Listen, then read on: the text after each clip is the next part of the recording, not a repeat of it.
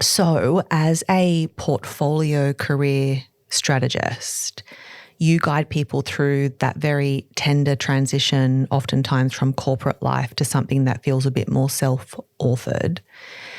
And you use human design, which is what I love, as this support tool, essentially. It's not the only thing. It's just one of the things that we kind of bring in from the toolbox.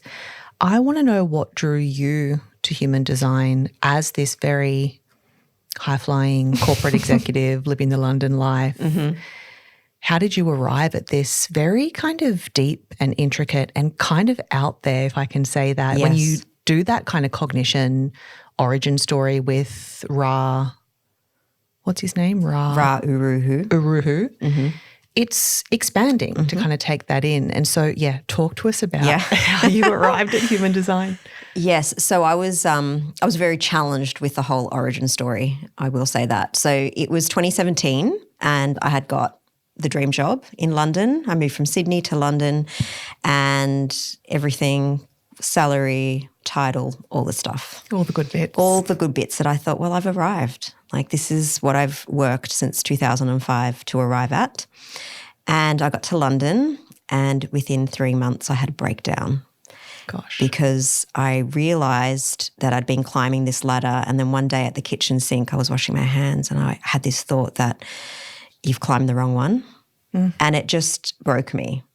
And so then I went on this journey of personal development, read all the books, Oprah, the whole thing. And I feel like you could track it for most women, really where you're like, okay, so then we read this book and then. So then we did Super Soul Sundays, Untethered Soul, like the whole thing. Found Offline. Yeah, I did all of it. Elizabeth Gilbert, all the things. And then where I landed was I actually thought to myself, I'm burnt out. I needed therapy. Actually, that's where I landed. And so I had gone to a few therapists who I hadn't connected with, and then someone recommended me to this woman in Seattle. Her name's Kiki, and she said, I'm an unconventional therapist, so I use astrology and the big themes of the houses to help support you through transitions. And I thought, interesting. So I was equal parts interested, and also I really needed help. And so I went through this 2-year journey with her and really understood deeply. It's a long time to work with one therapist. Therapist. Especially for my design, as we'll soon discuss. And so it was this really beautiful unfolding of understanding myself and where I was at. And so then I started asking, well, if there's this type of modality, then what else is there? And one day I was working with a colleague and she had mentioned human design. And I thought, what's this human design? Another thing. And I did a bit of exploring and I thought, not for me, because like the story is a bit wild. And it kept coming to me. So I would go to a barista and I'd, be getting my coffee and I'd overhear someone talking about human design. And I thought, okay, here we go. I would go online and then I'd see something about human design. And back in 2017, it wasn't really popular. You're like, these things follow me around. Yes. And so I kind of said no to it for over a year. And then eventually someone who I really trusted left the corporate world and she launched her own business using human design. So I trusted her and that's when I stepped into understanding my own energetics. And for 18 months, I just applied it to my own life. So human design is an experiment. Right. So every day it's a very active system. It's not like astrology. I call astrology the wise auntie, whereas she's giving you themes. And human design is your bestie in the car with you and you're deciding in the moment if you're going to go left or right. Oh, I love that way of thinking about it because it really is, from what I understand, a knowledge system that is to be lived with through.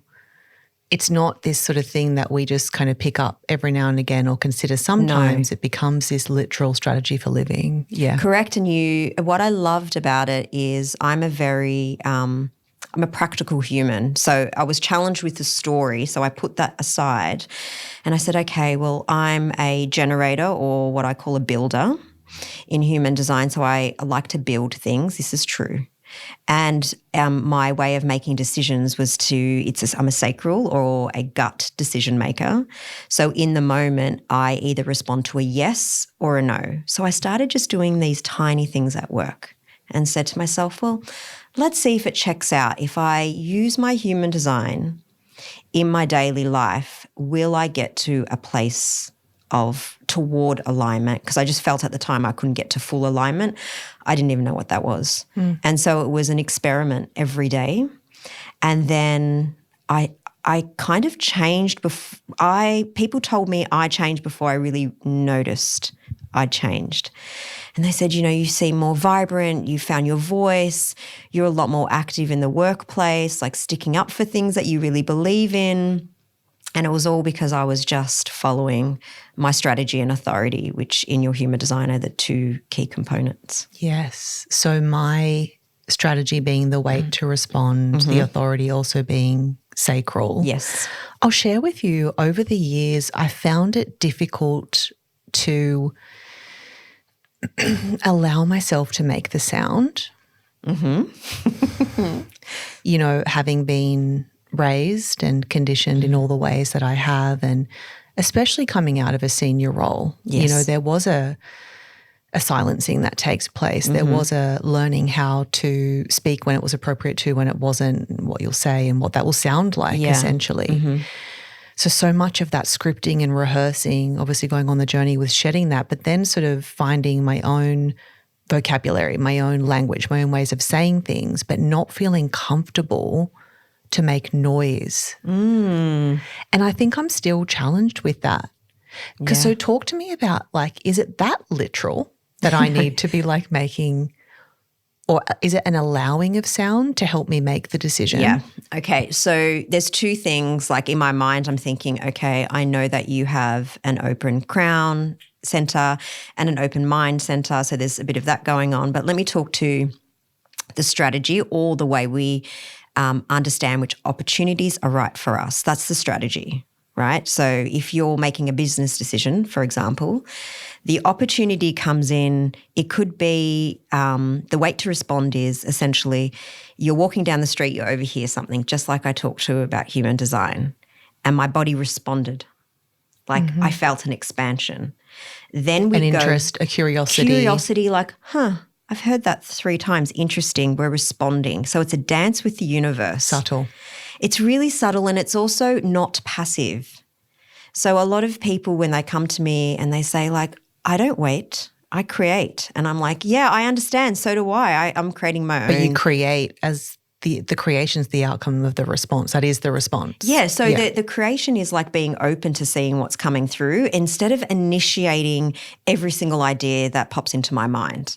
So the way the strategy and authority energetics work together is an inspiration comes in, you go down to your sacral and say, am I lit up by this? And it's a yes/no question. Because I get a lot of ideas and I get a lot of downloads, a lot of cognitions. And sometimes I'm like nature, I'm one lady. Is this all for me? What is this? Well, I mean, and you can so if you have an open, so in your design there are 9 centers, and if you have if those centers can either be white or colored in the body graph, and if they're white, that means they're open. So that means you have, you're very flexible in your thinking in your mind. You don't have a fixed mindset, but with that is you could walk down the street and have 25 ideas coming in because you're getting broadcasted onto everyone else's ideas. Wow, okay. So it's up to you to discern by going into your gut and saying, is this right for me? Yes or no? You might feel expanded. You might say yes. Is this right for me right now? Oh my God. And timing. And so you know what's really interesting? It's the amount of questions you kind of have to go through to see if that opportunity, depending how big or small it is right for you in this moment. Do you have a set of questions, or it tends to be different for each person depending on their design? There is an overarching questions, like broad stroke questions, but in the moment, if we're assessing an opportunity for work, I would create a bespoke set. So we would go down the line of is this right for me? But the 2 things I always ask, is this idea or inspiration lighting me up? And I'll really tune into my sacral and say, do I feel expanded or contracted? And in an instant, I'll know, and then I'll say, okay, grabbing onto it. I'm a very physical type person, so I literally grab onto it and I said, okay, is this right for me right now? Yes or no? And if I don't get a clear yes or clear no, it's not right now. It's not never. That is the answer. That is the answer.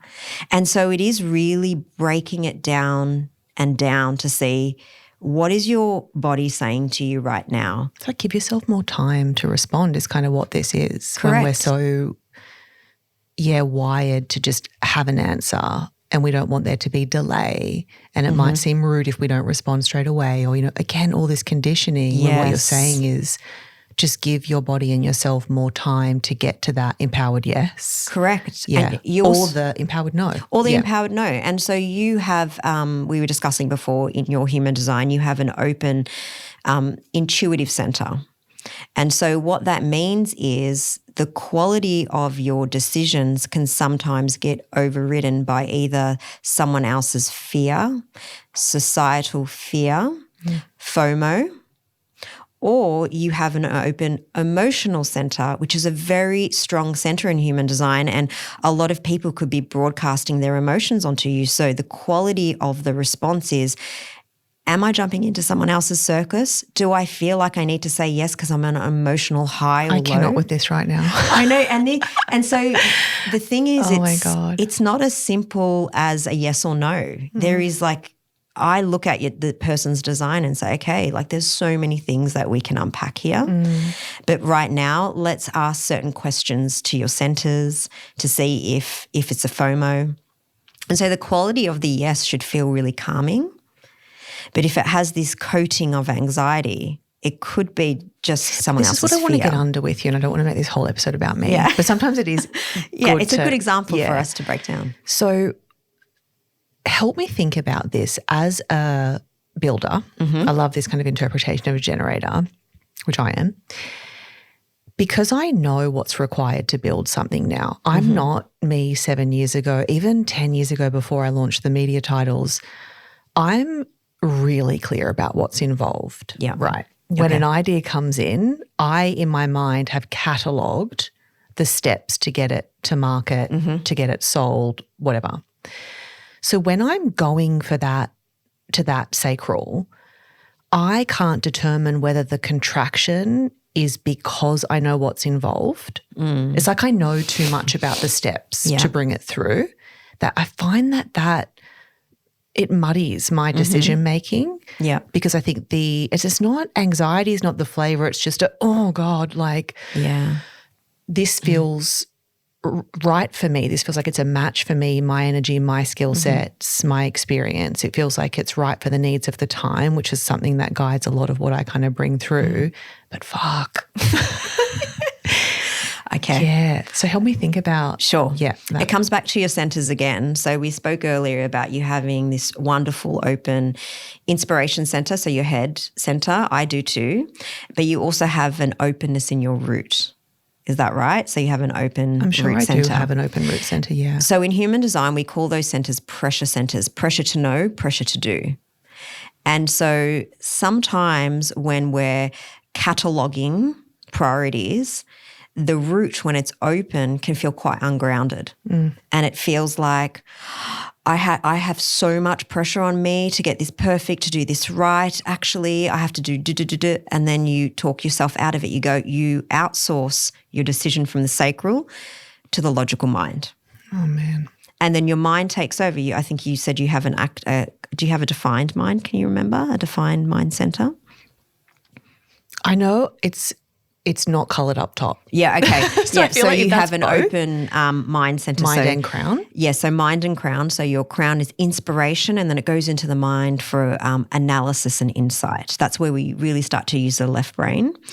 And when it's open, it's fantastic. You're flexible. But the lower expression of that is it talks you out of your sacral decisions. It's like, well, Alison, we have these 5 different things, so let's be realistic. Yeah, and of we've done what's this involved. before, and you know how long it takes and how much money it's going to cost. And yeah, it's so And the root is such an interesting it really can feel, and depending on, we're women, we have 4 phases during the month, particularly, I'm a woman going into perimenopause, so my hormones are playing interesting things on me. So that whole prioritization, because I have an open inspiration center, an open route, I have to really ground myself actively. Yeah. And say, okay, Julie, is this because you're feeling ungrounded? Is it a emotional thing? Like, what is going on? Let's give us some space. Mm-hmm. And so I'm just a little bit more compassionate with myself. That's beautiful advice. I think I could offer myself that. There's also this, I've recently, well, not that recently, but I've claimed my intensity. Love that. Yeah. I think most of my life I've sort of maybe been a little bit ashamed of being this kind of intense, detail-orientated person, and there can be an intensity to my energy, there can be an intensity to my style of work, how I work. And then, recently I'm like, no, that's a claiming. That is operational excellence. That is the thoroughness. That is the clarity in the market that you're now kind of people really understand the brand and kind of what you're up to. But I do find that comes into the mix in the mind when I start, because we're so intense, it's not going to be how it's going to have to be this big thing. And I do find that I can't just have an idea and just pop a version of it out. I'll have to build the entire thing, and then the entire marketing strategy, and then all of the assets. Yeah. I can see that from what I know about your design. It doesn't feel sustainable. I mean, yes I'm and no. 7 years in now, I'm I'm pretty tired. So, but that's also, if we flip it, I don't know, we could look at individual, gifts and strengths in your chart, but I know that you have a defined identity and direction center. Yeah. And you're a builder. So, builders' energetics is mastery over time. So we love to go deep. We want to make sure that we have all of the steps ticked off. So that's the other thing with, we share the same energy type. So I'm also a builder or a generator in traditional language. And I am not like a manifestor or an MG. They skip steps. It's in their energetics. I am never going to skip a step. Oh God. It's only me that knows. Me working with me. Yeah. Be like, you're going to have to go back and do that. I mean, I do the same in my own. I'm a solopreneur, and I'm just I hired on purpose a wonderful business operations manager who's a manifestor, because she initiates me quite a bit. She's like, Jules, you don't worry about that. And I'm like, well, I know I haven't done step 4 and there's 5 steps, and it makes me feel calm and collected. So that's a part of our energetics. Yeah. Also, being a defined identity center, we often know the direction of travel. And so if we're trying to slash into that direction by pivoting too quickly or doing something that doesn't feel honoring in our body, we feel destabilized. Oh my God. I had this recently. I'm collaborating with a really, really good friend, one of my best friends, and he just has a very different approach. And there's this sort of sense to me where I'm like, I have to honor my process or this is not going to feel aligned for me anymore. Yeah. I've got to go through all my silly steps. So you but do they're not you silly. And I'll go through my silly steps. I just want to catch that because they're not silly. Got to build. Got a recommendation. Yeah. Well, and this is the claiming too, isn't it? Of Yeah, and we're all, so as well, all of those things I found a lot of in myself. I am a 3-5 profile in human design. So that means we call the 3rd line, it's the experimenter, the pioneer. And the 5th line is the problem solver, or, the savior. We like to save people. So a lot in my corporate career, what I learned is I actually genuinely love saving people. I'm not going to give that up. I used to think, oh, well, I have to be this corporate badass, and, executive women we don't take on this savior vibe because I'm a feminist. I had all these stories, and I'm like, I can be all of that. And for specific people, I can solve and save these problems, and I can really care about it. And so I'm going to own that. And I can love that about me. Absolutely. It's just the really distilling who is the match for you to save, isn't it? That's versus the everyoneness of that quality of you. Well, we go through this journey. We must be initiated. Yeah. And I used to say, well, I can help everyone. And then I had very wise mentors say to me, that's a recipe for disaster because then no one knows. In helping no one. Yeah, that's right. At the end, yeah. Let me go to my questions because I did spend time on them. I always do this. And I'm like, why do you even bother with the questions?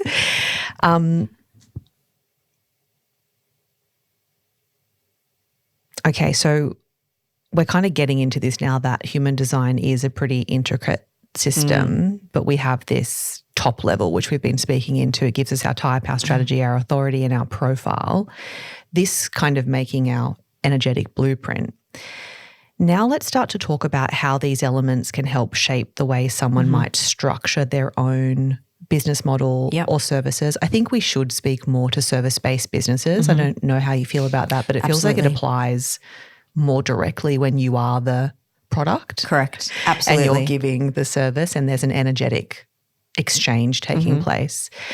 So I don't know how deep we should go here, but like now I've got my blueprint. Now how do I use this to build and let's say a service business that is going to be in alignment with my design? Yeah, absolutely. So I primarily work with women transitioning into a solo business, so portfolio career, then monetizing their skill set. And we start with, I call it the big three in human design. It's the way you create opportunities, the way you make decisions, your energy type, and then we throw in the profile a little later. So for example, we're generators or builders. There's a certain way that we would build our income streams and structure our business around our energetics. So we like to have a solid foundation of what we're about. You know, I use my venture building skills to help others build solo businesses, and that's my core. So I kind of build depth. Versus a manifester, if I'm supporting someone who's a manifester to structure their business, I could look at theirs as an M-shape design. I'm more of a T-shaped design, so I have depth. I have depth in one area, but then I can go across, and support people, in marketing and sales. But I have that really good depth in venture building, right? A manifester, they love to consult right at the start of the process. So they like many different things: strategy consulting, innovation, creativity. And I need to make sure that they have that space to jump across those different things when they're building their service business. And if I try to constrict them into too much of a niche initially, they feel like they've lost themselves. So within their business model, yes, we want to get specific on customers they're serving, but the way they move and flow through their business has to be dynamic. And, some may call it erratic, but it's not. It's the way their energy flows.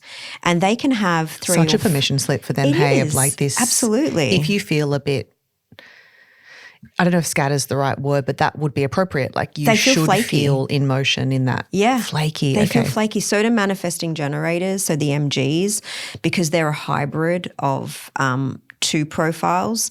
And so manifesting generators actually work best when they have 3 to 4 different things on the go. If they only have one thing to focus on, like one service offering, they feel depressed, like their energy gets compressed. Interesting. And then they get bored of their business. Whereas it wants to move. Correct. And move around. And so are you saying we're more core and down? Core and depth, right? And I feel... I've always resisted this generalist thing. I'm like, I can, but it doesn't serve you. It doesn't serve me. And it also feels, for me, I feel, again, I keep coming back to like ungrounded. I know I need to feel really solid.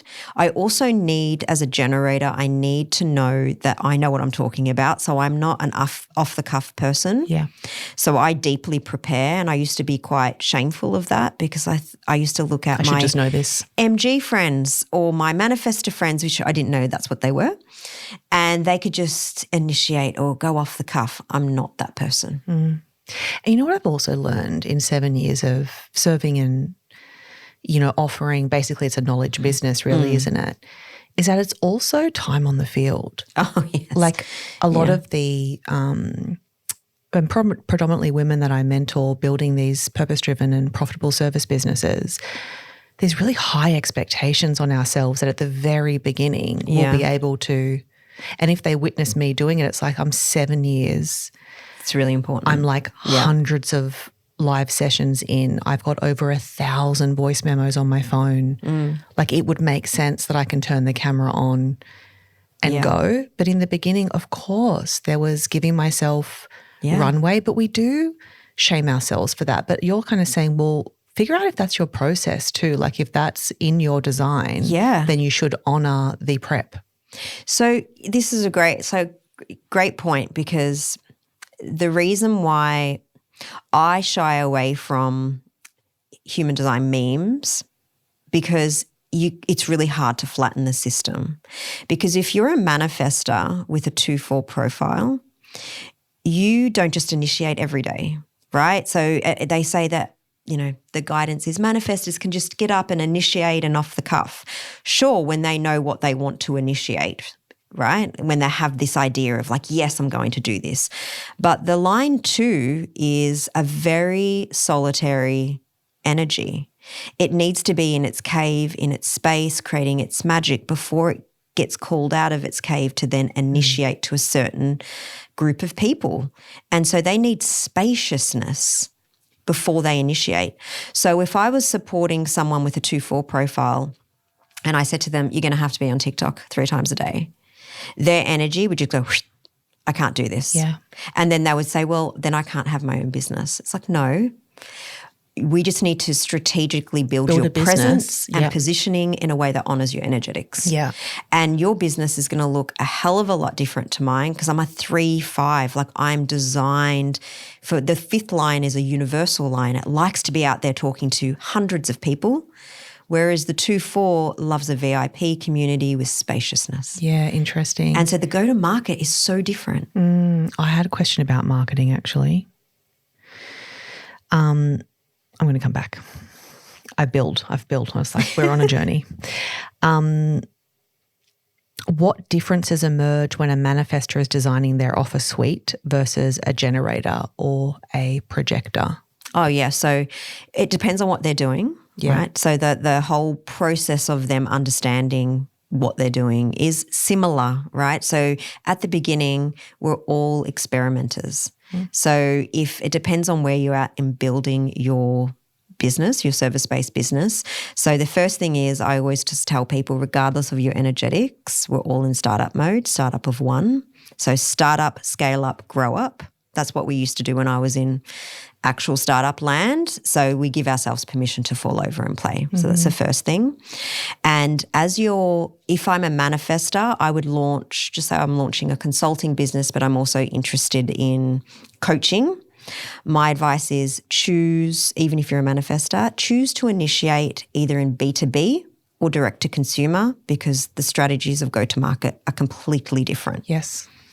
And I'm like so boring on this. This is my advice blanket. I always find when I get in space with people, I'm like, yeah, it is pretty dry. It's just like it. Because people are like, but I want But it is the truth. Well, I want what you have. And I said, I've been doing this since 2020 and I have really learnt that it takes a long time to build a direct-to-consumer business. So if you're in B2B and you want to launch immediately, if you're a manifestor, we look at a strategic type consulting offer that's leveraging your skills, depending on what those are, and we initiate it to 3 to 5 people in your network. We test it straight away because you've got the energetics to cold outplace your offer and test it. Because manifestors' energies, they initiate people. So the cold calling is for them. Not saying they're going to cold call, but throw it onto LinkedIn, they'll get more of a reception than you and I. And it'll probably feel better in their body to do that than us. So initiate, gather data. Whereas for us, it's more around like, have I responded to this? Is this something in my network that I know that people want, like in the marketplace? So I've initiated it, and we start with one, I call it minimum viable product, right? And it isn't all the features. It's like if there's 10 features, we test 4 of the features and we decide, like, we go out to the person and say, hey, this is a test. That's really important for our energetics.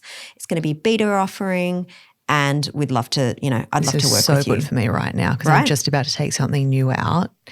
And I was just saying to someone the other day, I was like, is this a long list of services? Like, this feels like, there's a strategy in casting the net wide and kind of seeing what hits. But if I look at this list, the first 4 to 5 things are what actually bring me joy, are what I think I'm really good at. The rest I can do. Yeah. Or I have someone else who can do. Yeah. And so that's kind of fascinating for me to now sit with, because I'd felt this intuitive pull to pull it back. Interesting. But all of this kind of secondary things do meet the needs of the time for this particular customer. Yeah. And it's a very specific customer. But yeah, I was kind of looking at it going, this feels like too much. Yeah. And your open root and open head can be overwhelmed, and then you'll just outsource to your mind and say, this is just not working, potentially. The other thing is I really leverage my, I was in, support. I was a product designer for software engineers for years and building digital products. And so whenever we had 10 to 15 features, we just took the 4 most valuable features that we believed would allow to suit our customers, and then depending on the feedback we would add or remove. It's a bit like that MVP. It's the MVP model, and actually for generators that really helps us continue to move forward, and it almost helps with the perfectionism of, I need all of these in to suit that customer. It's like, actually, we're going to call it beta. We're going to be really open and transparent, and we're going to allow ourselves for this to be a test, learn and iterate. It's and really that kind of important has for been us. my journey, if I'm honest with you. If I really think back now, I'm like, I've taken everything out with that honesty of like, you said you needed this. Yeah. I agree. Here it is. Will you join me? Let's co-create this. Let's and kind of allow things to take shape when I'm in mentorship. I think that's one big thing I've learned as well, is it's okay for me to bump into the value when I'm inside. So much of we want to like display that value up front. We want to be able to articulate it for the customer.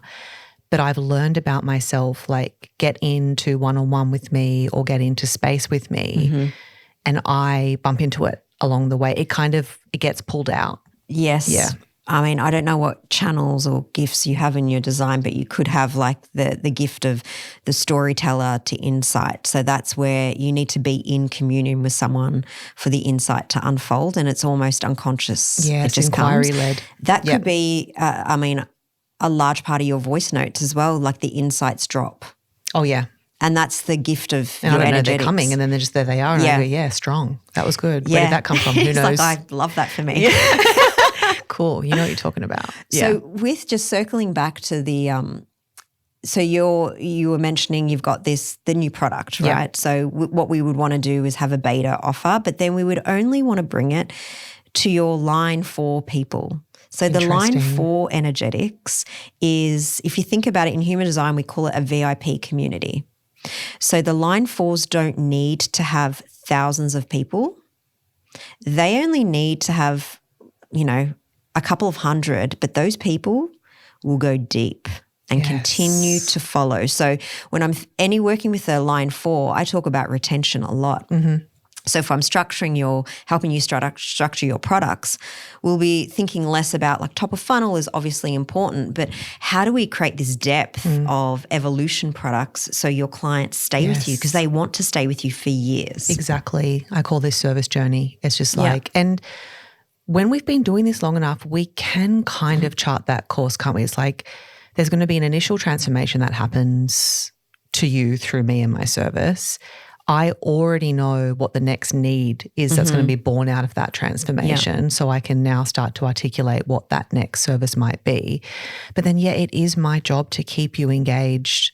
Yeah. And we do this, don't we, in this content marketing bloody world where it's all about reach and more. Oh, the top of funnel. So, oh my goodness. And it's like, and it goes back to that bloody Kevin Kelly. Is that his name? I think. David Kelly. Craig is it Kelly. the David 1,000 Kelly. True Fans? And he wrote that, in early 2000s? And so this essay, 100 True Fans. 100 True Fans. Which is crazy now. And Yeah. when you read the original essay, since he's updated it now, he does the maths and it makes sense to the year 2000 that whatever he generates as that number, that made sense as like a good living wage then. You read it now and you're like, lol, that won't cover my rent. So now I kind of talk about that is kind of more like 1,000 True Fans, isn't it? And starting to think about, is there 1,000 people potentially? And that can feel like a lot for a lot of people. that would spend $1,000, $3,000, $5,000, $10,000 on your services over time. Yeah. You have yourself a business. And it's over time is the key, right? And so what I also know is in my energetics, I have a really different energetic makeup, even though we share being a builder. The 2-4, the 4-6 and the 3-5, which I am, is I'm designed to be in relation with people for a maximum of 2 to 3 years. Wow. I experienced How great this. to know that. It was a relief because what happens with the line 5, it has something called a projection field. People don't see me for me. I have to be really very clear about who I am, what I offer, and how I can help you. And if I'm not clear, they project what they want me to be. And this happened in my corporate experience for 20 years. I would say, well, why do you think I can do that? Like, this is not who I am. And it was because I wasn't laser focused on who I'm here to serve. And so what I know about how I design my products, or when I'm supporting someone with a 3-5, is we do a lot of experiments up front with the product suite. And then we design them for, 1 to 2 year containers. Interesting. And then when we're coming up to that time, I know it in my body. I've It's a supported graduation people. point. It's a point where I Completion. actually say to some of my clients, I think you're ready to graduate from this space. And it's a beautiful conversation because we've should always gone be as an far exit. Yeah. There should always be an exit, or you're just going to be feeling like you're not enough at a point, because you're going to offer them all these transformations, all this knowledge and ahas, and then those ahas are going to stop. Yeah, exactly. Because there's no more. There's no, and that's okay. And that's okay. But but there's some, advice in the market, if someone leaves you, you didn't convert it to a yes. And I just that's all nonsense. No, sure. Yes, I think it's all nonsense. I just wanted to answer about projectors because I haven't got to projectors yet. So I'm married to a projector. Bless him. We had finding out his human design was a game changer in our relationship. I don't have Tony's birth time, and I know I should probably try and get it now at this point. I'm like 14 years in. Yeah, it's just I've got some ideas. for us, why it really helps. So projectors, in terms of their business model, so they have a really tricky time in this, marketplace of having to be present. Like their strategy is to be invited into the conversation. Yeah, right. And so for them, it's really, firstly, understanding, well, they've got this natural advisor energy. So they're the shepherd. They can see and shepherd you to the next step. So naturally, they're really drawn to coaching, supporting, advising, mentorship, like that type of energy they're fantastic at. Leaders from behind, like Barack Obama was a classic projector. And so for projectors, it's more about, well, how am I not interjecting what I think you should do next, but rather flipping the conversation and asking questions. So if I'm thinking about a projector's content marketing strategy, it's more about talking about what really lights them up and where they see the market going, or themes or futures. This is why I thought I was a projector. I always thought you were a projector too, to be perfectly honest. Yeah, and when I did the charts, I was like, is this wrong? Maybe my birth time's wrong. I was like, because even that is something that lights me up, is I don't want to be selling on social media. But that's your line 4. I your just want to be 4, talking 6. about what I think is interesting. Yeah. I have, I think, really accurate insights. I'm a bit of a futurist in that way. That's why there was another thing in when I was reading about projectors. I'm like, I think I'm a projector. So you have the line 6, which is a very big projector vibes. Okay. So that's where that's coming from. Correct. And what's also really beautiful about human design, depending on what we have channels, they're called gifts in our design. They can also be projector gifts. So I have projector gifts as well. So when I'm my content marketing strategy, I respond to people's questions, but I always ask them if it's okay if do you want me to provide some advice on this? Because my key insight is a projector insight. So if I'm not invited in, it just does not land. We need to do a session. I know. For me, I'm like, okay, I'm ready to go deeper. And so with projectors, it's also their business model needs to allow them to work in short bursts. So they can do more. Sustained work. Correct. They can do more in 90 minutes than sometimes I can do in 6 hours. But then they need spaciousness in their day to relax. Otherwise, they can risk burnout. And then they hate their business. Oh my gosh. So it's also about Whereas rhythms. I feel like we're a bit more of a machine in that way where we can go for longer stretches. Like there's been seasons where I'm like, you should be fatigued, you should be tired, but I'm not. I feel like I've got a reserve. Well, you do, because the sacral is a motor. And so if you are working, and it's called, we have off-track, on-track themes. So when we know we're really lit up, we feel satisfied at the end of the day, even if we've worked 12 hours. Yeah. Right? So our motor center has felt like we've expended energy doing something that lights us up. And you go to bed and think, that was the best day on earth and I've spent 12 hours working, because we're so lit up. Versus a projector. So my husband sometimes works. We work at home together sometimes. And he picks up on my motor centers. So he goes for 12 hours. And then he gets to bed and he's like, I feel dreadful. And I'm like, I'm sorry, picking up on my energetics, because he's designed to work in short bursts, relax, short bursts, relax. And so that's really important for non-energy beings to know, like manifestors, projectors and reflectors. Their flow of working is really different to a manifesting generator or a generator. Yeah. When I was in that COVID work from home bit, and Tony was home as well, he was like, you look like you want to kill me when I talk to you. I'm like, I'm so in the zone. What could possibly be important enough for you to break me out of this? Oh my gosh, we're so similar. Absolute vortex that I'm in, and now I can't get back there. But I'll go like hours, and where I personally need to honor myself more is in feeding myself at the right times, because I tend to find that I'll do 5 or 6 hours straight and I haven't eaten, or I'll go through lunch. Yeah. Once I'm in, I find it very hard to pull myself out. Yeah. I feel really similar. It's funny. Because I feel really spacious on Sundays, and I just write my newsletter, and writing is really great for when you have an open head center and an open mind, because it helps you crystallize your inspiration versus what you're picking up in the collective. And so morning pages is a great thing if you don't already do that. And yesterday I was like deep in writing, and my husband's like, do you want to go for a walk? And I just said, excuse me. And I felt frustrated. It was like an off-track theme because I was so in the zone. Yeah. Because that's what he's like, your reaction doesn't match the intention of me asking for you to like, do you want a cup of tea? And you're like. But also we've been conditioned to, like, once you feel it in your body, what it feels like to be in flow, whether it's generator flow or projector flow, the insights, you actually feel like you get downloads. I never understood what this meant until I was in flow, and I thought, this all is here. A download. I'm in it. I'm swimming this around is my channel. In the material. Yeah. And so it's interesting when the thing I always think about when someone interrupts me is sometimes it's a fear of the intuitive fear. So remember we both share an open intuitive center. So sometimes we're fearful it will leave us. Interesting. And so that's another thing I think but about. I was there and it's now like, I can't get back there. What's mine is mine. What's yours is yours. It won't leave me. But I mean, I find it hard to I cannot wait to book a session with you. I'm like, we are. The business is really in this beautiful place of evolution. I know you've been kind of following along, but this space has created the different conditions for a different type of business. And seasonally in my life, it's also like Betty's nearly 5. Yeah, beautiful and just aged.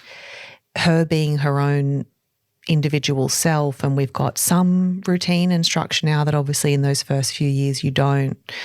And so it's now sort of turning my gaze to, well, what is the shape of this business today? Because, I could keep building the same business I have been building, but I have this space now and I want to create these opportunities to get offline, and I want to go deeper. I want to be more specialist with less people. And I don't want to sell on social media. And I think that's something that I've had to like allow myself to admit out loud, because as a business mentor with a specialty really in content and content marketing, it's a textured thing to say, because I'm not saying it's wrong. No. I'm just saying I personally don't want to do it anymore, but I don't want that to create any instability in people I mentor that, so you don't like it and you're not doing it and you think it's wrong. No. It's incredible if you're willing and if you're engaged and if you're excited about it and if you want to muck in that way. And I have for 7 years, but I'm now feeling this intense desire to like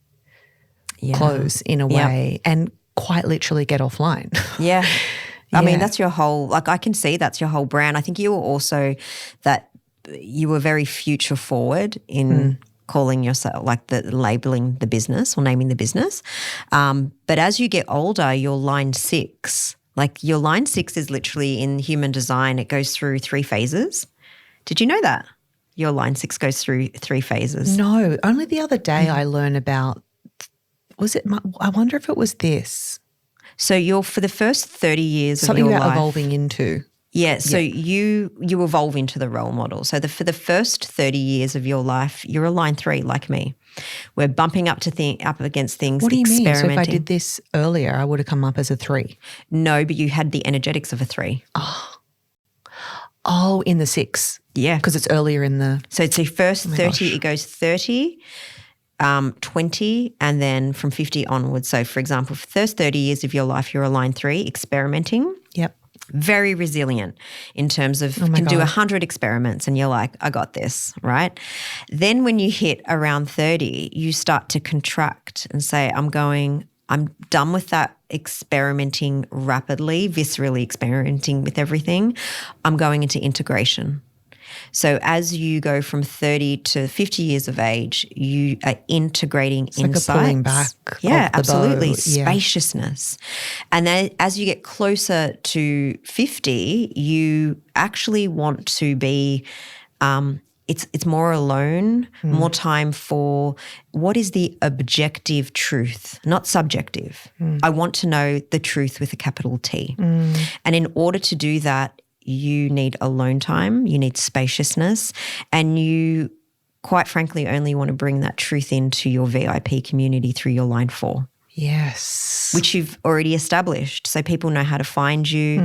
And that's the whole point of the first 30 years, setting up the foundations for people to know how to find you, and then you serving just the people who in this next iteration you feel you can serve. So juicy. It's so cool because the line 6 is, in human design we use this house analogy, and the line 6 is the only line that's on the outside of the house, sitting on the point of the roof, looking over the community and saying, how can I guide them to the objective truth? Whoa. Yeah, which is really cool. Which is what you're doing. So that's when you say things like, I felt like a projector. I'm like, I can see that in the line 6. Or a futurist. I can also see that in the line 6 because you're the role model, quite literally finding the truth for people. Yes. And I've always known that my books will be in my 50s and 60s. Yeah. So I see people and friends on their author journey now. And a few years ago, that triggered me. I was like, if anyone's going to write a fucking book, it's me, okay? Really that sense of like very egoic and and I found the experience like, how can you get a book? And like all of that. And then now landing in like, oh no, I've got another decade at least of like the investigation of it all and the crystallizing. I feel like I'm very clear now, but I'm in this season of deepening again. And it will be really appropriate for me to write books in my 50s and 60s. And that's my wise years. That's when I really want to like literally publish what I believe. There is this sense of today, even though there is this internet graveyard, right? Like everything we do is documented. And this can be challenging as a service provider as well. But I don't know. I just feel like, would I want everything that I was doing 7 years ago in a book? No. And so I kind of feel the same way now. It could be today, but there would be an element of having to really pull that through today versus it being coming through in a season where it feels more aligned. Like I'm at proposal stage.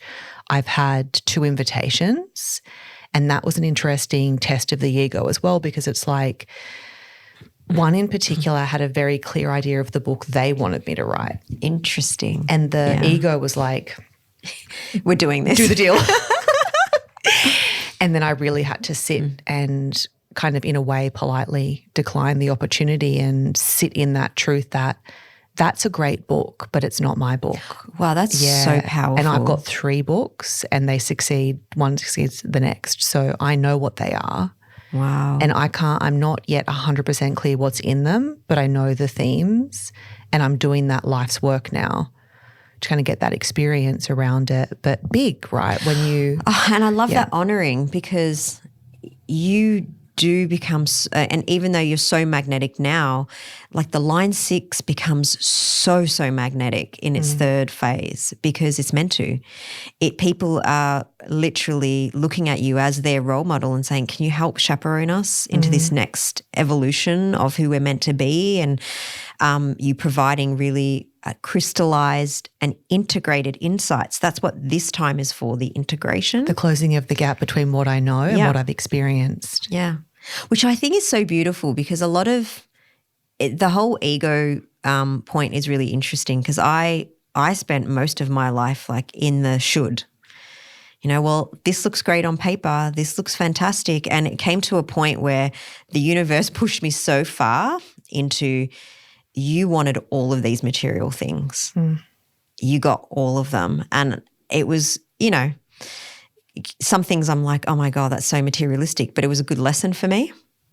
All relevant, hey? Because none of it made me happy. And I was more devastated at that. And I'm just like, this is what I was told in the 90s as a kid, watching all those movies. We're supposed to go out. And this is we believe really on a fundamental level that success is this external experience. Really, we do, because that's why we go out and get all of these things. Yeah.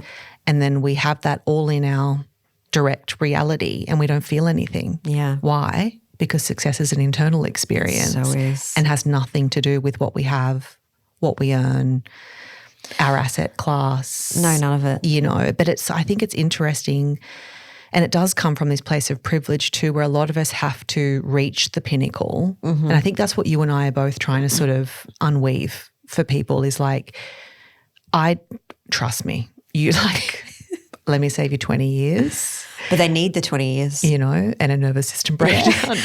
But there's the relevancy of having to and is this not being human? Yeah. Hero of my own story, must conquer obstacle to get to next level. I mean, it's Joseph Campbell's The Hero's Journey. Absolutely. I did a lot of, I love that whole story structure, because in my own healing process, I went through my origin story and my own hero story, because I'm just like, why did I go through, I knew, so like Alison, I knew at 5 years old, I wanted to support people in career identity and evolution. And it all came down to, my father had an accident, and he loved his job and he couldn't do it anymore. And then when I was 9, I was creating vision boards. And my mum said, what are you doing? This is strange. And then at 21, I had the same experience, but I kept on pushing it down, because I thought, well, this is not what society deems as relevant. How are you going to get all your houses? How are you going to get all your boards? things, right? How are you going to get all your things? And I really needed to go, as an experimenter, I needed to honour that process of out of alignment. And now, as I get more and more in alignment, I love the way you call it this rich life, because this rich life is in total opposition to what I thought this rich life was going to be. Yeah, literally. Yeah. Even down to the numbers in the bank. It's the rich element has been really interesting for me to explore personally, of how do I define a wealthy existence? Yes. What is wealth to me, and letting go of those numbers, the freedom. Also the freedom to work with aligned people. So for me, it's also, I'm not scared if someone comes to me and I just think they're an amazing human, but this is not the right container for them. I'm okay to have that open and transparent conversation. But 5 years ago, you would say yes. Make it work. Figure it out. Because that's what you do. And I also, that's one of the reasons I used to angel invest. I was in the startup world. And I made myself sick with hyperscaling, hypergrowth. Like I want to be a part of the slow growth club. Yep. Because I have seen what all of that does. Welcome to the club. But I never thought it, when I was 36 going to London for the dream life, I thought this is everything I've ever dreamed of. Yeah, buckle up type thing. Yeah. And I think one of the biggest things I've learned as well is we need each other. Oh my we gosh, need to be in slow co-creation and community with each other, because when you're doing it on your own, it is super isolating, and it's really easy for life and its stories and material to kind of pull you back into a different vision. So we have to constantly surround ourselves with these like-minded people who are doing it a different way. And I speak about this as regenerative business really and entrepreneurship. We're in this kind of world now where we're all saying community, but no one feels like they're in one. Yes. And it's just a word. Yeah. And it's just community is something you have to participate in. You have to show up even when you don't really want to sometimes, or you might feel, I don't know, another word out in the kind of collective is at capacity, but you're at capacity with stuff that drains you and upsets you and turning to things like Instagram and doom scrolling to get some sort of difference in your life when actually that difference, that dynamism, that diversity is in the community that you're not showing up in. And oftentimes it's the thing you invested in, and I'm not exempt. I join things and then go, I can't get, what's the login not going? Yeah. Can't find the password. Okay. I've missed the live sessions, and I'm running these things, so I totally get it. But I wanted to press on that because I think we're using that word, we're saying how lonely and isolated we are, but oftentimes we're not self-initiating in that way to get us into the room. Yes. Even when it's awkward as fuck a lot of the time, you might be nervous, you don't know what to expect, but that is the kind of primary need of the time as I see it, is we have to start showing up for each other. I couldn't agree more. I'm so passionate about this, and you're a great example because of the line 4. So every other line says we need line 4 friends. Oh, how nice. Because line 4 demonstrates what it is to be an active community. Oh, wow. An active community with people that you love and want to go deep with. Because, that expand you as well. Correct. And the line 4 shows us in human design literature, they call it niceness versus meanness. And that's just not you're not being mean to anyone, but you're also saying this may not be the space for you. This is the space for me. And that is okay, because we all don't have to belong in every community. Oh my gosh. And so I'm quite passionate about this because being a line 5, I can often, and a line 3, we break bonds, connect bonds, break bonds. And when I was younger, what I assumed in corporate, you're out on your own. I'm in community, but I'm also shielding myself. Yep. And now I've moved back to Melbourne after being away for more than 10 years. Wow. And you have to make the first move. Mm. And it is showing up. It takes a village. You have to show up even when you're tired, even when you have period pain. Yeah. When you don't feel like it. now, actually. Yeah. When I went to the toilet before, I was showing early signs. Yeah. But that's the other thing I think. Well, I can't remember who I listened to. I don't know if it was Priya Parker, and the conversation was around when we say it takes a village, right, to grow up, to raise a child. And we think about our own communities now. We used to, when we were younger, go to someone's house without calling. Yeah. Now, if you don't call, you're seen as rude, and you have a decision whether you answer the phone or not to speak to the person. That's not community. No. And I think we're going back. Yeah. Hopefully, I feel like we're going back. I think AI, I'm doing an event on this, obviously, very deep in my perspective on this. And the sort of highest use case of this intelligence is self-actualization. It's merely pointing us back towards ourselves as the superintelligence that we are. Yeah, I love that. Honestly, I love that so much. I love let's get out of the productivity hacks. Let's not do to this what we do to everything else. It's take the capitalistic extractive lens off and try and see this for what it is, because now we're having all these conversations about its sentiency and is it conscious and will it supersede humans? Like, it's not human. There's no point in comparing it to being a human. They're even talking about it being its own sort of species, but it is a human cognition. It is a human creation. AI is patterns. It is. That is what it is. It's just like, it's a projection of ours that we put on it, that we want it to be like us, think like us, supersede us. It's very, we are just so, the ego in humans is like crazy. I think it's so crazy. I'm really excited about your event, actually. So you're doing one in Melbourne, which is really. With Mahasoma, yes. Yeah, it's very exciting. Yeah. I agree. And I actually think that AI is bringing us back into community. Yeah. Which I'm great if that's the fallout, because we're going to all see it's coming all the way around. It's coming all the way around, because is this person who's showing up actually the actual person, or is it their avatar? Oh my God. It's going to be so crazy. That's crazy. And so that's why I'm really enjoying this whole in real life part of business that's coming through, because I'm like, I got into business to work with people, not to play with my AI. Yeah, it's about the co-creation, isn't it? Like, and it's about how can we leverage the intelligence to take us off some of that labor that came through with the Industrial Revolution, and now get us into these higher order tasks and activities and relating, the thing it can't do. It doesn't have feelings. We can have debates about whether it does or not. It's a mirror. Yeah. It's only giving you what you're giving it, but it's not actually feeling anything.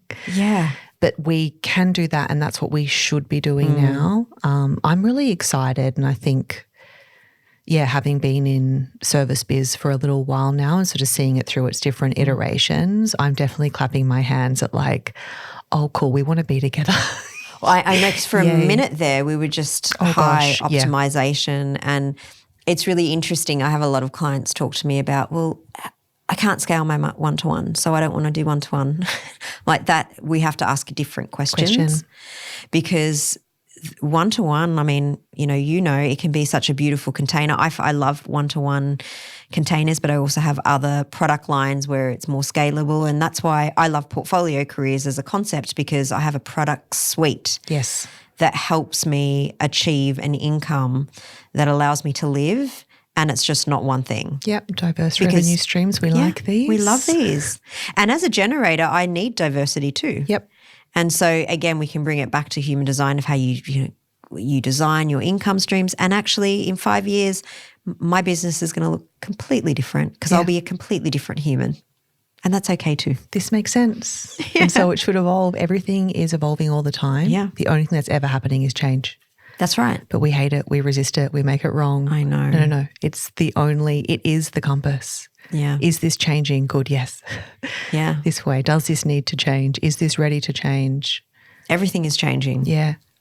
So, I mean, I always think about mature businesses I worked for, and I just think when I speak to people and they're talking about stakeholder meetings and steercos, and I'm just like, guys,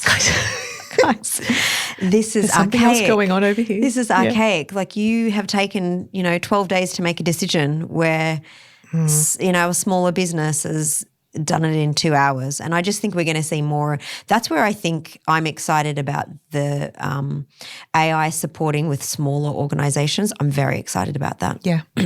Because I do think there's going to be this deconstruction of the monolith into smaller businesses that can serve, and we can serve one another. At a higher quality. Yeah. More personalised. And even if we're solopreneurs, I love the idea of collectives, like coming together as 5 solopreneurs and pitching for business. Yes. Like this is a great next step. I feel like you and I are having all the same conversations. I was just sharing with off mentees last week. We have to move beyond our hyperfixation on content and content marketing. There's other ways to market your business, and we're coming into a time now where you need to be thinking about who are those 3 to 5 adjacent communities who are already serving the person that you want to help, but in a different way with probably a different problem or a different need. Have a real conversation, set something up, make it formal. Yeah. Market each other's stuff. I think this is the other big thing I want to see, and I hope to be a model for, is what does it look like to get behind other people's offers. I love this. And then you get the same support back when it's your kind of time in need and your challenge for, say, visibility or conversion, because we know now it's going to be about trust. Oh, well, if she, yes, then I must be in. And so using that kind of trust and social proof more, I feel like there's been this boom, obviously, of solopreneurs, portfolio careers, like people going out on their own. And it's created this sort of competitive energy. I'm like, oh, no, we're missing the point. We're missing. I love this, Alison. Yeah. And it's, I think, wonderful. If you want to create, nurture and grow a community, that's a job, by the way. That's something you have to show up to as the kind of steward of it. Beautiful. But also ask yourself the question, is there another community that also exists that's basically the one I want to create that I could help? This is regenerative entrepreneurism. I speak about this, so I just love this. I'm getting very excited. My generator is like expanding. So I have this system to chaperone people when you go through and create your portfolio career. And it's called the 6P system. And the last P is called possibility. And possibility is all about strategic collaborations and partnerships. And, I give a lot of crap to the marketing bros because I don't love the way they go to market and do things. But you know what they're fantastic at? Collaborating. Yeah. And they are marketing. Damn the guys. I know. They do this and I have to give it to them. This is also the conditioning is that as women, we've been taught fewer places at the top must compete to get there. I do. And working in Europe, America and in the UK, there is more, I see it more of a constriction actually as I've gotten back to Australia, which I was really surprised at. And I know it's a smaller market, but I want to open up the space and say actually together we're better because you do not have my background, I do not have yours. We're serving a different person. Correct. That somebody is activated by you, somebody is activated by them, someone might be activated by me. Yeah. Perfect. And this is the way of the future. So I always talk about collectives, strategic communities, how can you go and pitch for work? A big transformation project, you could pitch as a collective. Yep. You don't have to always work on your own. And I actually think this is going to be the determinant of how people scale and are successful. Yeah. I love this. So we should be having more chats, obviously. Look, we're going to go all day. Okay. What have I got? I do want to talk about marketing. And then I've got a question around embodying versus knowing. So let's talk about marketing because I feel like so much of entrepreneurship is about being seen and we are in a bit of a visibility game. Once we have the visibility, we establish the moment of kind of activation, we bring them into the kind of brand world or the offer suite, perfect, but it's that bit at the top that can be really challenging. I find with my mentees, I'm sure you're the same with yours, there is a natural resistance to showing up, marketing ourselves. I talk a lot about asking for the sale. We've made that really kind of dirty as well.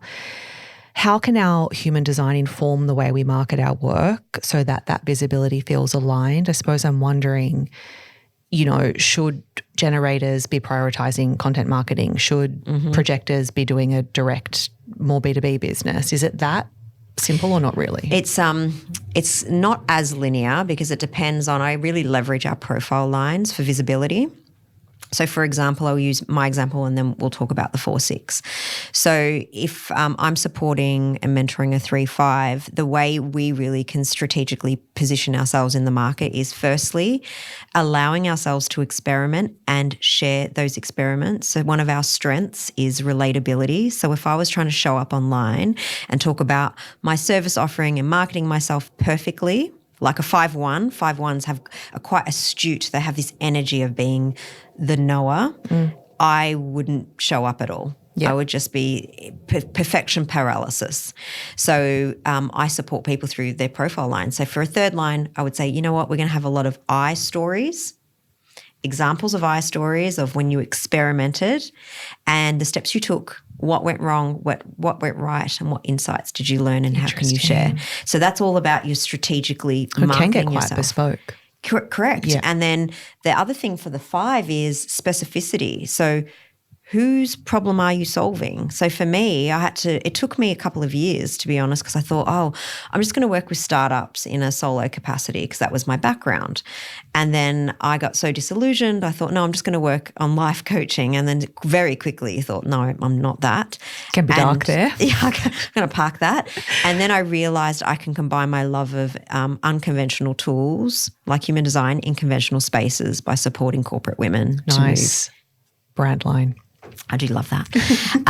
But that was an iteration. So basically for the first couple of years, I was sharing my experiments and talking to the corporate woman. But for a 4/6, what I would say to you is if anyone tells you to be online every day, they're going to destabilize your foundation because you need space. So you might only feel that you have insight to share. It's a pull for me. It comes in, and then I pick up my phone. And then I go. You can tell because you can tell the consciousness of streaming, like it feels authentic. Yeah. But I can tell when people are forcing themselves to show up every day. So I can't stand any of these. And I understand why they do it. It also doesn't work for the algorithm now anyway. It doesn't work. And so if you're a 4/6 or a 2/4, they're very I don't say isolated, but they need space. So I can post every day because if I have to do an experiment every day, it'd feel good. Right? I would post, but where my generator comes into it, generators have generator lulls. So for a couple of weeks at a time, our motor might not be firing. So I honor that and say, I'm not feeling the ability to share. I don't have anything unique to share. So I just don't. And I don't make myself wrong. And nothing happens. And no one cares. No one even notices. I used to say, I'm sorry I've been offline. And then everyone's like, I didn't notice. Because that's not how the algorithm works anymore. That's not I'm how it seeing works. stuff that someone posted 10 days ago. Correct. I'm never seeing anyone I follow posts. Yeah.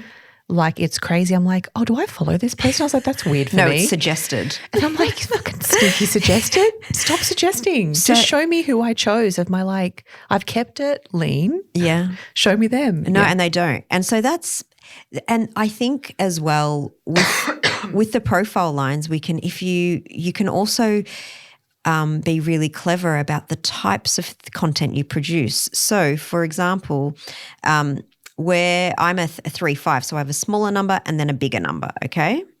And that means I have something called a very individual way of moving through the world. I move through the world through I story, I learn, then I share.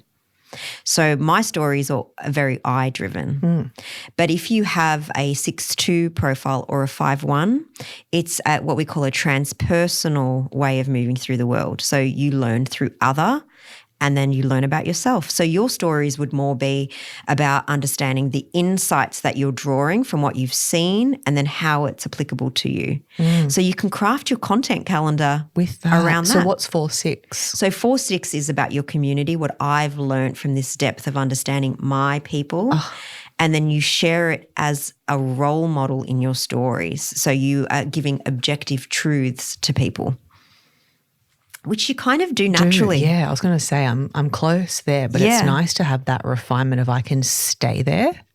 Yeah, especially in this founders building in public era. Oh my God. Where there's been this kind of demand for personal storytelling. It's like it doesn't.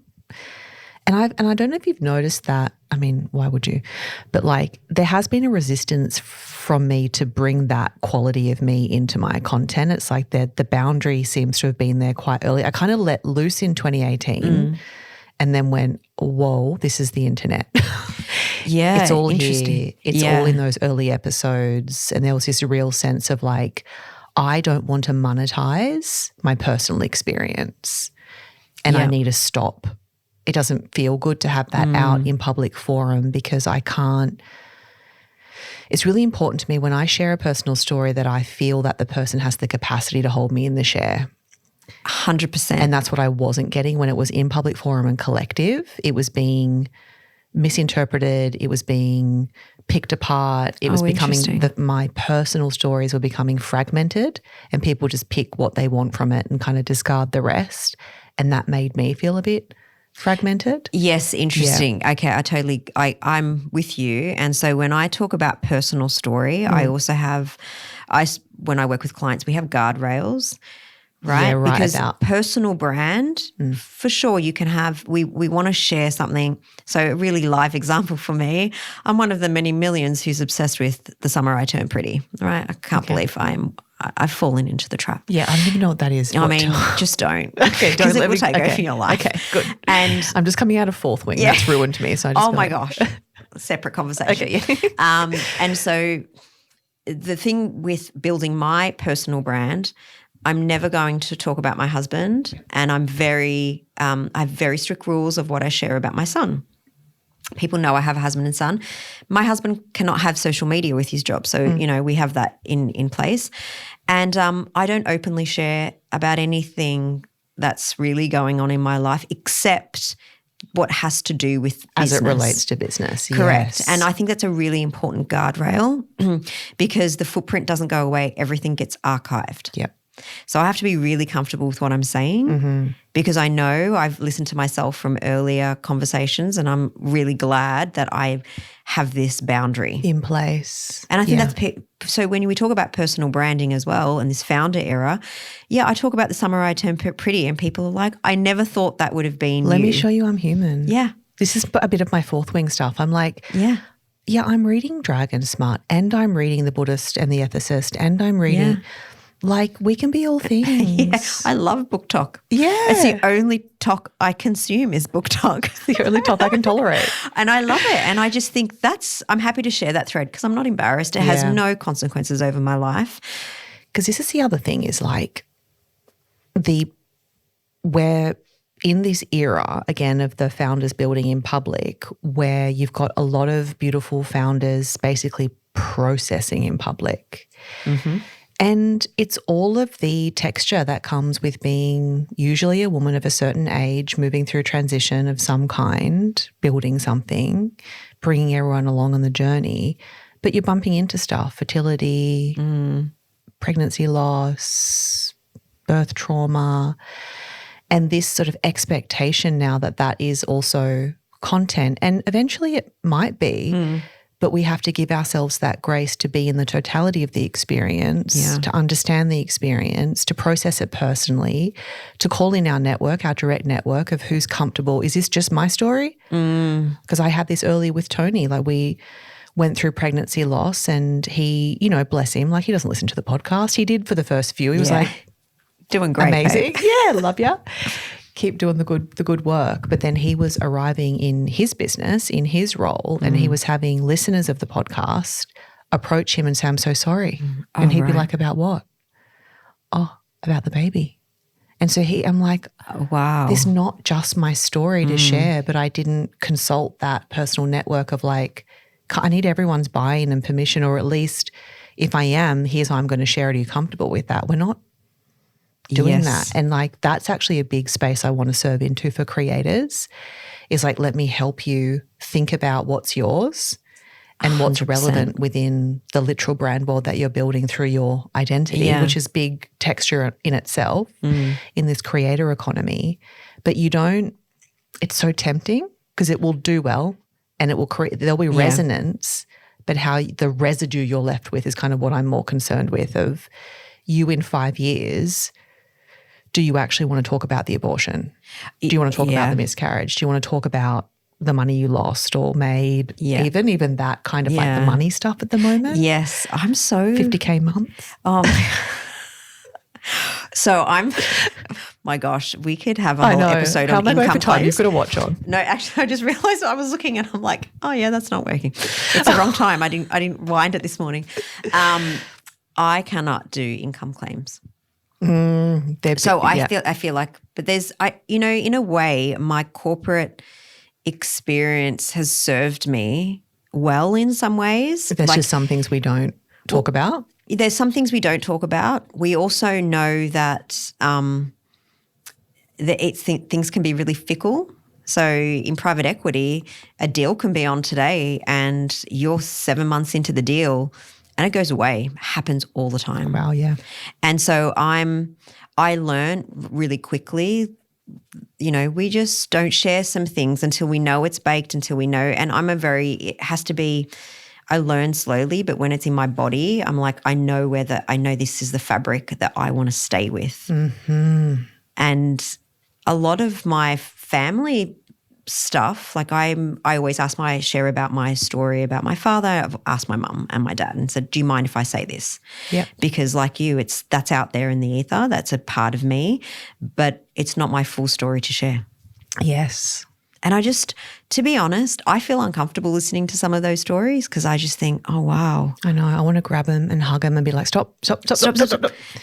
Maybe in a year, maybe in 2 years. Yeah. And it will be you sharing from a place of having sought the help that you so desperately need right now and that you deserve. Mm-hmm. And you'll probably be more reflective in your approach. You'll probably talk a little bit more about the lessons. Yeah. You'll bring perspective.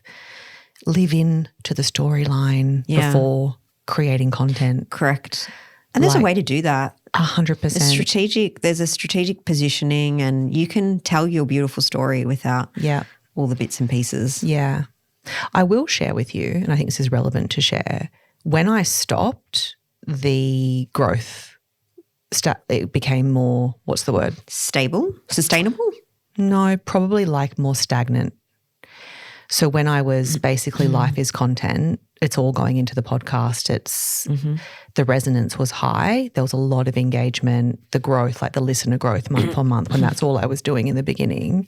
And then when I pulled back, there was a very natural kind of plug in that momentum of where it was going. And I think we've got to talk about that because that's a choice that we make. Yeah. That I chose myself over those metrics of success that I had already left, but then had like gripped onto again of like, oh, now I need to be at 60K listens a month, 100K listens a month. Oh my God, they're doing 250,000 listens a month. Yeah.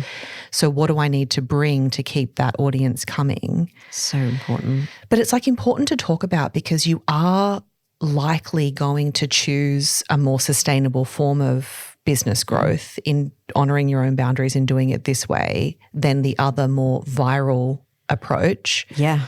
Which we know destabilizes literally everything in your life and your nervous system. Yeah. And it's not sustainable. So it won't last. And that's my motivation around I'll help you build a 10, 15, 20-year business that honours your cycles and your seasons. Yeah. The natural evolutions and transitions, they're going to come up along the way. You're going to not want to do what you're doing, and we need to build a brand that can stretch and go other places. Correct. But it's less of a dopamine hit, right? Because you just got to show up every day and be this very kind of consistent, loving steward to the idea. Yeah. You don't get as many.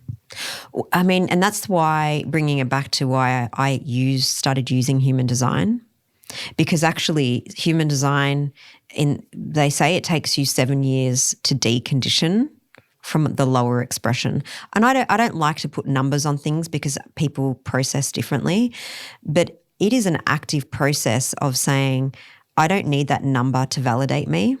That took me years, right? It took my nervous system Especially years. coming out of corporate. I mean, corporate, and also I was in the C-suite at a private equity firm. It was just like dumb money. You're just like, it's just not realistic. And I didn't feel good there. Yeah. So I felt every day, I can't hold this. I was saying that to myself, I can't hold this. And I was self-sabotaging. So interesting. And so coming out of that, what I think is also really interesting for us to know is success feels different on the other side when you have different metrics, because the first year I got out of corporate, I was so depressed. Yeah. Because I had no fires. I had no one screaming down the phone that, Jules, you got to fix this. And I love fixing stuff for people.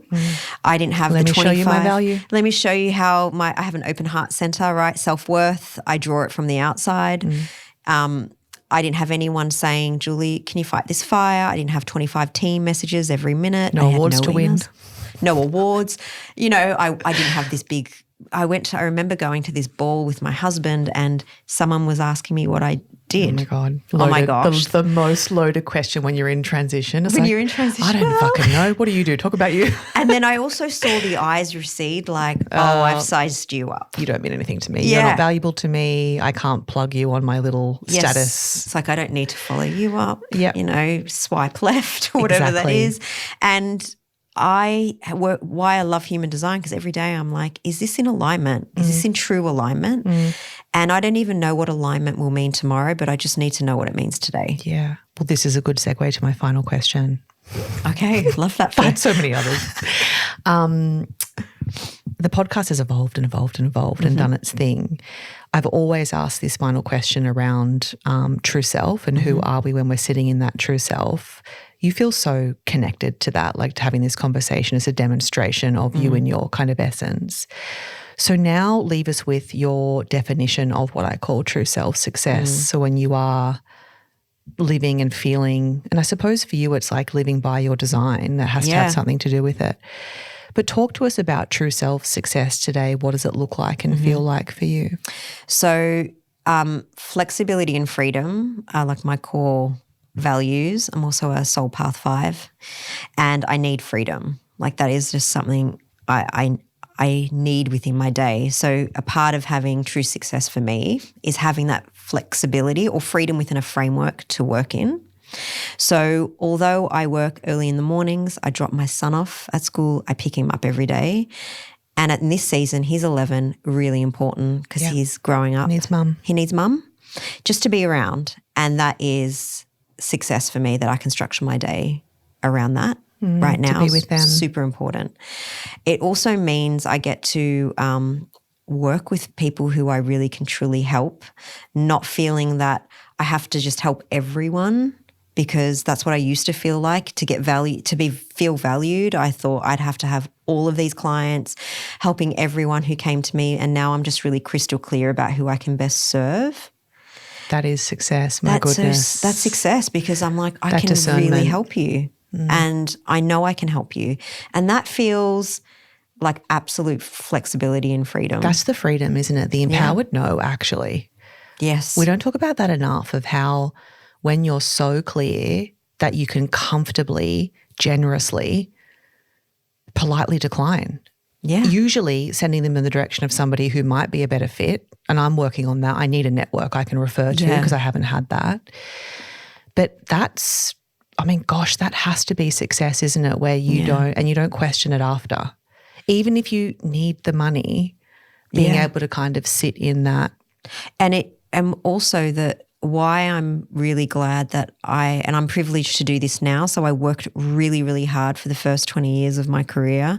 So when I exited that life, I knew how much I had to make, how much I don't necessarily, there's 3 of us. So I'm like, I don't need a big house. I rent. Like I have so much spaciousness in my life that I can really be clear about what makes me happy. No one's talking about this, honestly. Like, but this downsizing is the little rich is life. a thing. It's just like, it's amazing because then life opens up to you. You can start to like truly live. You do this beautiful service, you get your exchange, you get your money comes in, and then you get to choose and like live with it. You can do things, whereas before when you're in that more kind of constricted, confined. Well, it was more, I call it now, it's more internal success than external success. Yeah. So I have free will to say what I'm going to do during the day. I don't have anyone saying to me, like, I can't buy that cup of coffee because I haven't made enough money this month, or I have to pay this. I spend all my money mortgage. on chai, I feel. Yeah, try. So I had 3 coffees today because I'm like, I can, and they're extraordinarily expensive. But I've also decided not to put myself in, this is my decision, not to put myself in a crazy amount of debt, because that doesn't feel spacious for me. Yeah. And I get to do that now. Yeah. And I'm okay. I don't care about people judging me like, oh, she's living there. I'm like, I don't care. I have a great life. But I, you know, even 10 years ago, that wasn't where I was. Same. Thank you. Thank you. We could go on and on and on. I know. Thank you so much. Thank you for joining me, or us. And so beautifully articulate and clear. I just got a lot from that I feel like I've struggled to get that level of like articulation. So it was wonderful. Thank you so much.